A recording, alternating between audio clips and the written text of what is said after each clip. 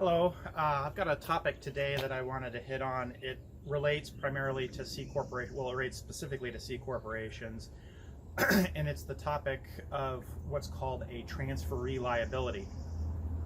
I've seen a lot in transactions, small business transactions lately, where advisors are having people set up their companies, their businesses as C corporations under the theory that if they aren't able to ultimately pay their income tax, or they just choose not to pay their income tax, that that company could go out of business, and the individual owners could avoid personal liability because the C corporation is the taxpayer that owes the tax, and therefore the IRS presumably can't go after the individual owner for that tax.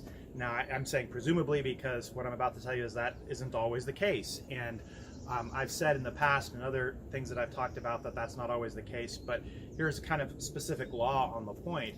There is a federal tax law that refers to what's called transferee liability of C corporations. And in that law, it's Code Section 6901. In that law, the IRS is allowed to proceed against a transferee of property from the C corporation to some other party. They're able to proceed against that transferee to assess and collect federal income tax, penalties, and interest that was owed by the transferor. So in other words, if the C corporation transfers assets, cash, something of value to other parties, transferees, then the C corporation itself, the transferor, owes tax. The IRS may proceed against the transferee if they meet certain conditions.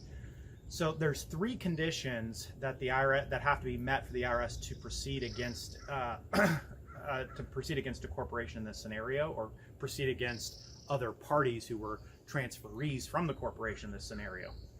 And those conditions are: first, the taxpayer, that is the corporation itself, must be liable for the unpaid tax.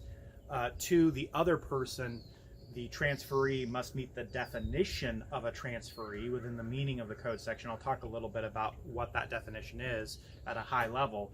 And three, there must be an independent basis for applying state law or state equity principles, so under state laws, that would hold that transferee, that other person, liable for the taxpayer, the corporation's unpaid tax. So a transferee is, as I mentioned earlier, that's going to be somebody defined in the code. That would be somebody who received assets or value from the corporation. And among the parties that could be considered a transferee, distributees, people who receive distributions from the corporation, would be considered transferees. So a shareholder who receives a dividend or some other kind of distribution from the corporation could or would be considered a transferee under this rule. What this rule ultimately results in is if the corporation has a tax liability that goes unpaid, and the likely circumstance for that would be that all the cash is taken out of the corporation somehow, the corporation doesn't have the money to pay its taxes, and then the corporation liquidates, then a party that is considered to be a transferee, the IRS could go after if they fall under these rules. Now let me talk about the third criteria for a second. That third criteria was,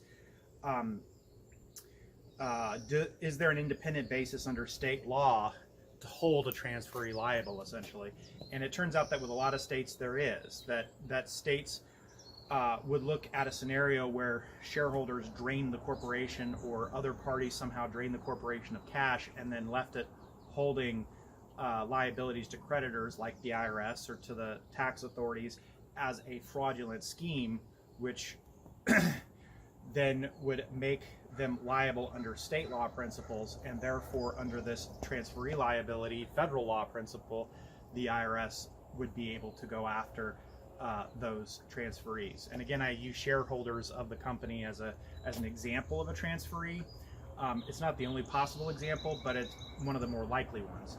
So that's just something to be aware of. I think I'm going to do additional videos on a tax shelter transaction referred to as the Midco transaction, and that will rely on understanding this transferee liability concept. So look for that video, and perhaps it'll put this this particular concept in more context for you.